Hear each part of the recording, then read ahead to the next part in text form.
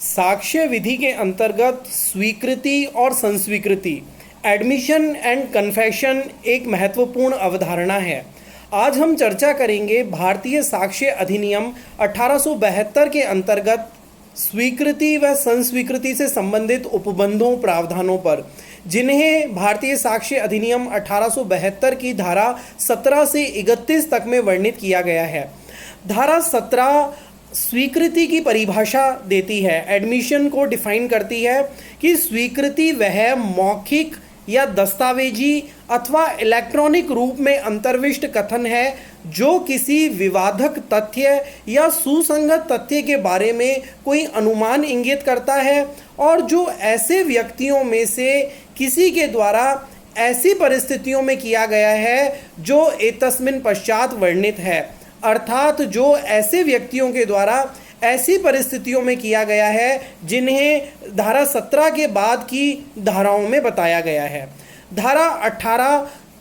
स्वीकृति किसके द्वारा की जाती है उसके बारे में बताती है कि admission by party to proceeding और हिज एजेंट, स्वीकृति कार्यवाही के पक्षकार या उसके अभिकर्ता के द्वारा। धारा 18 के अनुसार वे कथन स्वीकृतियां हैं जिन्हें कार्यवाही के किसी पक्षकार ने किया है या ऐसे किसी पक्षकार के ऐसे किसी अभिकर्ता ने किया है जिसे मामले की परिस्थितियों में न्यायालय उन कथनों को करने के लिए उस पक्षकार के द्वारा अभिव्यक्त या विवक्षित रूप से प्राधिकृत किया हुआ मानता है। तो धारा 18 के अनुसार स्वीकृति या तो कार्यवाही के पक्षकार के द्वारा होगी या पक्षकार के अभिकर्ता के द्वारा होगी। धारा 18 में ही आगे प्रतिनिधिक रूप से वादकर्ता की स्थिति के बारे में बताया गया है कि वाद के ऐसे पक्षकारों के द्वारा जो प्रतिनिधिक हैसियत में वाद ला रहे हों या जिन पर प्रतिनिधिक हैसियत में वाद लाया जाता है, किए गए कथन जब तक कि वे उस समय न किए गए हों जबकि उनको करने वाला पक्षकार वैसी हैसियत धारण करता था, स्वीकृतियां नहीं हैं। वे कथन स्वीकृतियां हैं जो विषय वस्तु में हितबद्ध पक्षकार के द्वारा किए गए हों, ऐसे व्यक्तियों के द्वारा किए गए हैं जिनका कार्यवाही की विषय वस्तु में कोई सांपत्तिक या धन संबंधी हित है और जो इस प्रकार हितबद्ध व्यक्तियों की हैसियत में वो कथन करते हैं, अथवा उस व्यक्ति के द्वारा जिससे हित व्युत्पन्न हुआ हो, ऐसे व्यक्तियों के द्वारा किए गए हैं जिनसे वाद के पक्षकारों का वाद की विषय वस्तु में अपना हित व्युत्पन्न हुआ है। तो धारा 18 के अनुसार स्वीकृति कार्यवाही के पक्षकार के द्वारा, उसके अभिकर्ता के द्वारा, विषय वस्तु में हितबद्ध पक्षकार के द्वारा और उस व्यक्ति के द्वारा जिससे हित व्युत्पन्न हुआ है की जा सकती है, यदि वे कथन करने वाले व्यक्तियों के हित के चालू रहने के दौरान में की गई हो। इसी बात को आगे बढ़ाते हुए भारतीय साक्ष्य अधिनियम 1872 की धारा 19 उन व्यक्तियों के द्वारा स्वीकृतियां जिनकी स्थिति वाद के पक्षकारों के विरुद्ध साबित की जानी है उसके बारे में प्रावधान करती है। धारा 19 के अनुसार वे कथन जो उन व्यक्तियों के द्वारा किए गए हैं जिनकी वाद के किसी पक्षकार के विरुद्ध स्थिति या दायित्व साबित करना आवश्यक है, स्वीकृतियां हैं यदि ऐसे कथन ऐसे व्यक्तियों के द्वारा या उन पर लाए गए वाद में ऐसी स्थिति या दायित्व के संबंध में ऐसे व्यक्तियों के विरुद्ध सुसंगत होते हैं और यदि वे उस समय किए गए हों जबकि उनको करने वाला व्यक्ति ऐसी स्थिति ग्रहण किए हुए है या ऐसे दायित्व के अधीन है। इसे धारा में एक दृष्टांत दिया गया है जिसके माध्यम से समझा जा सकता है कि बी के लिए भाटक किराया संग्रह करने का दायित्व ए लेता है। सी के द्वारा बी को शोध्य किराया या भाटक संग्रह ना करने के लिए ए पर बी वाद लेके आता है।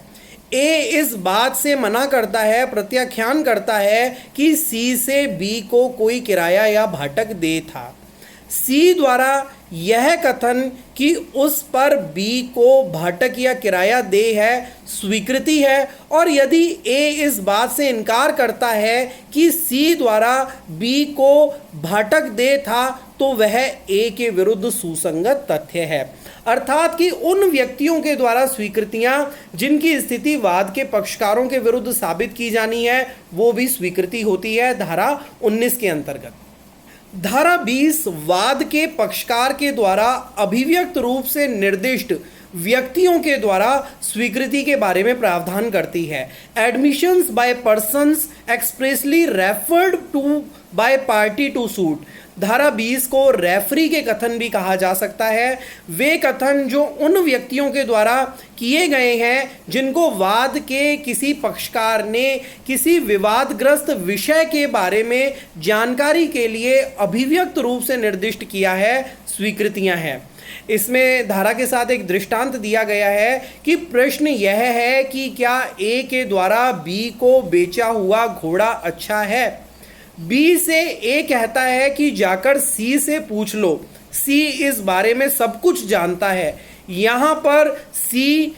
का कथन स्वीकृति है क्योंकि वाद के पक्षकारों के द्वारा सी को रेफरी बना दिया गया है और रेफरी के कथन धारा 20 के अंतर्गत स्वीकृति एडमिशन की कैटेगरी में आते हैं।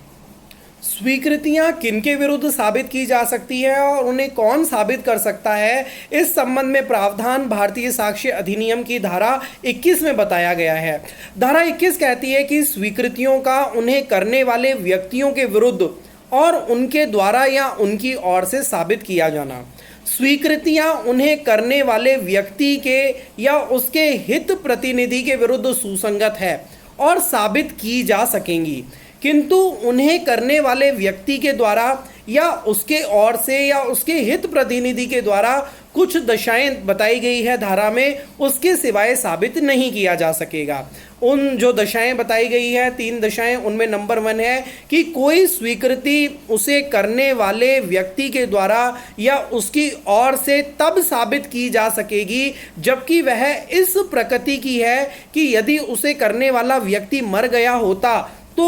वह अन्य व्यक्तियों के बीच धारा 32 के अधीन सुसंगत होती। दूसरी जो कंडीशन बताई गई है कि कोई स्वीकृति उसे करने वाले व्यक्ति के द्वारा या उसकी ओर से तब साबित की जा सकेगी जबकि वह मन की या शरीर की सुसंगत या विवादक किसी दशा के अस्तित्व का ऐसा कथन है जो उस समय या उसके लगभग किया गया था जब मन की या शरीर की ऐसी दशा विद्यमान थी और ऐसे आचरण के साथ है जो उसकी असत्यता को अनधिसंभाव्य कर देता है। तीसरी दशा बताई गई है कि कोई स्वीकृति उसे करने वाले व्यक्ति के द्वारा या उसकी ओर से साबित की जा सकेगी यदि वह स्वीकृति के रूप में नहीं किंतु अन्यथा सुसंगत है। इस धारा के साथ कुछ महत्वपूर्ण दृष्टांत दिए गए हैं जो इस धारा की विषय वस्तु तथा इस धारा में बताई गई दशाओं को स्पष्ट करते हैं। दृष्टांत का कहता है कि ए और बी के बीच प्रश्न यह है कि अमुक विलेख कूट रचित है या नहीं। ए प्रतिज्ञात करता है कि वह असली है और बी प्रतिज्ञात करता है कि वह कूट रचित है।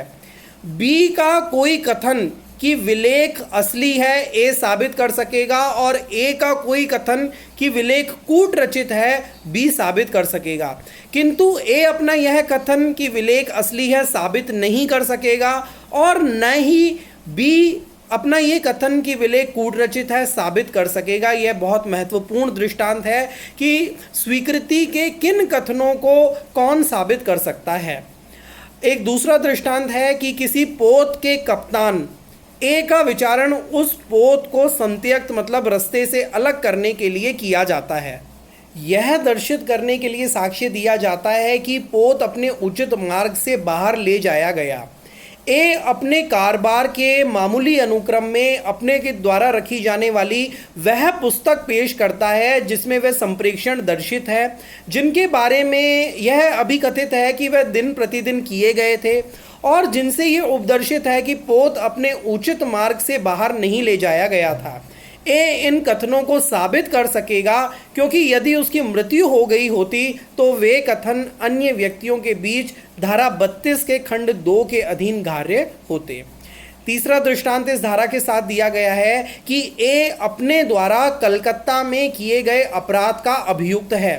वह अपने द्वारा लिखित और उस दिन लाहौर में दिनांकित और उसी दिन का लाहौर डाक चिन्ह धारण करने वाला पत्र पेश करता है। पत्र की तारीख में का कथन ग्राह्य है क्योंकि यदि ए की मृत्यु होती तो वह धारा 32 के खंड 2 के अधीन ग्राह्य होता। अगला दृष्टांत है कि ए चुराए हुए माल को यह जानते हुए कि वह चुराया हुआ है प्राप्त करने का अभियुक्त है। वह यह साबित करने की प्रस्तावना करता है कि उसने उसे उसके मूल्य से कम में बेचने से इनकार किया था। यद्यपि ये स्वीकृतियां हैं, तथापि ए इन कथनों को साबित कर सकेगा क्योंकि ये विवादक तथ्यों से प्रभावित उसके आचरण के स्पष्टीकारक हैं। अगला दृष्टांत है कि ए अपने कब्जे में कूटकृत सिक्का, जिसका कूटकृत होना वह जानता था, कपटपूर्वक रखने का अभियुक्त है। वह यह साबित करने की प्रस्तावना करता है कि उसने एक कुशल व्यक्ति से उस सिक्के की परीक्षा करने को कहा था क्योंकि उसे शंका थी कि वह कूटकृत है या नहीं, और उस व्यक्ति ने उसकी परीक्षा की थी और उसने कहा था कि वह असली है। यहाँ पर भी यद्यपि ये स्वीकृतियां हैं, तथापि ए इन कथनों को साबित कर सकेगा क्योंकि ये विवादक तथ्यों से प्रभावित उसके आचरण के स्पष्टीकारक तथ्य हैं। धारा 22 में दस्तावेज की अंतर्वस्तु के बारे में मौखिक स्वीकृतियां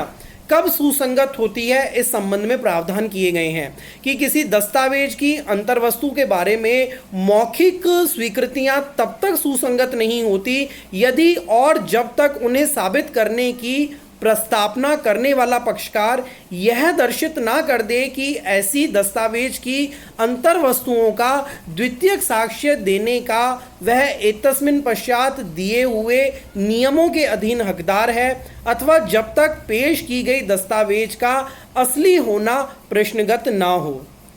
धारा 22 का में इलेक्ट्रॉनिक अभिलेखों की अंतर्वस्तु के बारे में मौखिक स्वीकृतियां कब सुसंगत होती है इस बारे में प्रावधान किया गया है कि किसी इलेक्ट्रॉनिक अभिलेख की अंतर्वस्तु के बारे में मौखिक स्वीकृतियां तब तक सुसंगत नहीं होती जब तक कि पेश किए गए इलेक्ट्रॉनिक अभिलेख का असली होना प्रश्नगत ना हो। धारा 23 सिविल मामलों में स्वीकृतियां कब सुसंगत होती है, admission in civil cases when relevant के बारे में प्रावधान है कि सिविल मामलों में कोई भी स्वीकृति सुसंगत नहीं है यदि वह या तो इस अभिव्यक्त शर्त पर दी गई हो कि उसका साक्ष्य नहीं दिया जाएगा, या ऐसी परिस्थितियों के अधीन की गई हो जिससे न्यायालय ये अनुमान कर सके कि पक्षकार इस बात पर परस्पर सहमत हो गए थे कि उनका साक्ष्य नहीं दिया जाना चाहिए। इस धारा की कोई भी बात किसी बैरिस्टर, प्लीडर, अटॉर्नी या वकील को किसी ऐसी बात का साक्ष्य देने से छूट देने वाली नहीं मानी जाएगी जिसका साक्ष्य देने के लिए वो धारा 126 के अधीन उसे विवश किया जा सकता है। धारा 31 में बताया गया है कि स्वीकृतियां निश्चायक सबूत नहीं है किंतु विबंध कर सकती है। Admissions not conclusive proof but may estop. स्वीकृतियां स्वीकृत विषयों का निश्चायक सबूत नहीं है किंतु एतस्मिन पश्चात अंतर्विष्ट उपबंधों के अधीन विबंध के रूप में प्रवर्तित हो सकते हैं। तो ये भारतीय साक्ष्य अधिनियम में एडमिशन स्वीकृति से संबंधित उपबंध किए गए हैं जिन्हें सिविल मामलों में प्रयुक्त किया जाता है।